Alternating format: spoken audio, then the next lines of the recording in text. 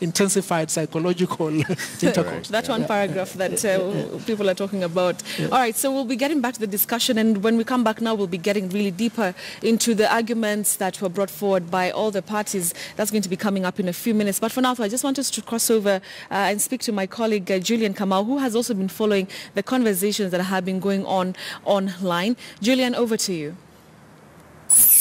Continue to be distribution center for this. Yes. Thank you.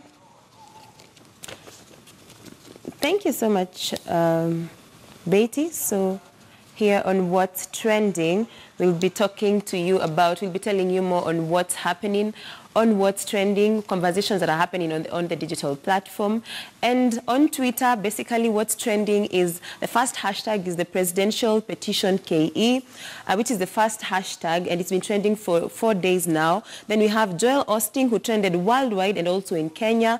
Then we have the plastic ban KE, another trend which has been on the trends for about 5 days since the ban was effected. Then we have an interesting story here about WhatsApp badges and also a video of dancing like a pro. So let's pick it from the very beginning, which is the presidential petition KE. So it's about 6 days since the NASA coalition, of course, put on their petition to the Supreme Court. And of course, this whole week we've been having the hearing from the 5 judges, from the 7 judges, I mean, an exception being yesterday when one of the judges was not able to attend the hearings because he had fallen ill. And some of the tweets, what are Kenyans basically saying on this presidential petition? We look at some of the tweets. Here, Agapetas Matthew says, it is high time to embrace the spirit of Kenyanism in the whole process at Supreme Court.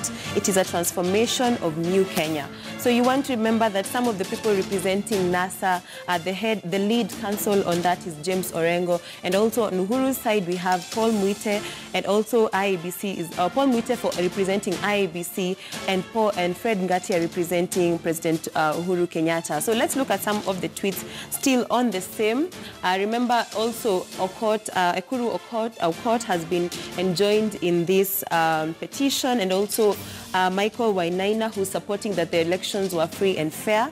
So we have Nelson here who says, kudos to Melissa Ngania, youngest and only female lawyer who argued substance for Uhuru in the presidential petition KE, a product of Harvey and Co. Of course, this is a lady who we expect to be seeing in the social media platforms. Of course, many Kenyans were very interested, especially because of her age, representing the president in such a big case in the history of Kenya. And then we have People Power here says IEBC servers should be opened with great and extreme caution lest they reveal the 2022 winner. A funny comment there by People Power. Of course, regarding in reference to the court having given orders to IEBC to show its servers to give access of read-only to NASA after they asked for access to the IEBC servers. Then we have Kenny Mboya here who says, kindly pray for the unity of our country. Whatever the outcome of the presidential petition Kenya, we should stay united and firm on prayers. Okay, so that's on the presidential petition. Let's move on to another interesting trend, which is about Joel Osteen. So Joel Osteen is a Texas televangelist who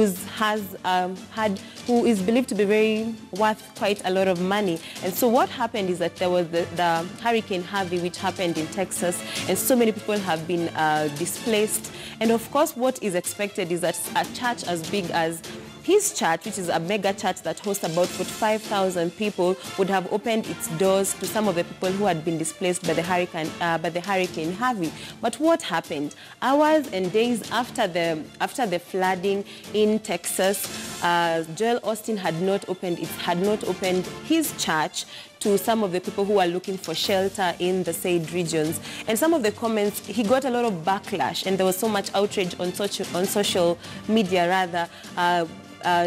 People saying, why would a Christian, especially a lead pastor, not open his doors to people who had been displaced, the first role of the church. So Mary Sue here says, Joel Osteen finally opened his mega church doors for shelter. It only took a lot of Twitter, which of course happened. The doors were opened yesterday on Tuesday morning, and so many volunteers have come on board and are basically packaging clothes and food for the people who've been displaced. Remember, about 30 people have been confirmed dead so far from the Hurricane Harvey flooding. Then Rainmaker here says, Joel Osteen, you have lifted up millions of people through your services over many years.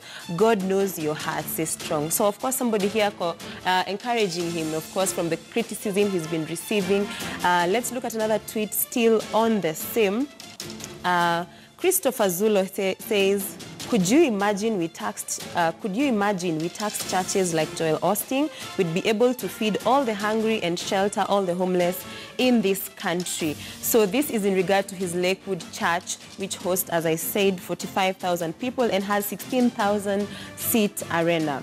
So let's leave a Joel Osteen trend, and now let's move to the trend on the plastic ban Kenya. So the ban was effected starting Monday. Remember, this ban had been gazetted for the last 6 months. It was first gazetted in February 28th, of course, effecting the ban of plastic use, that is the use and manufacture and also importation of plastic bans. So this Monday was the deadline, and of course some of the alternatives that are in the market.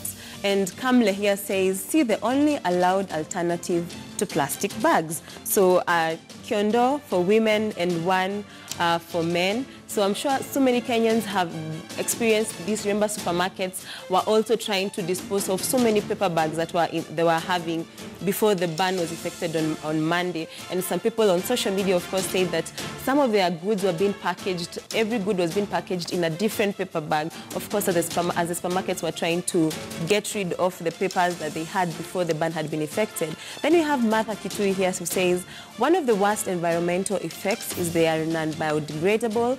The decomposition takes about 400 years.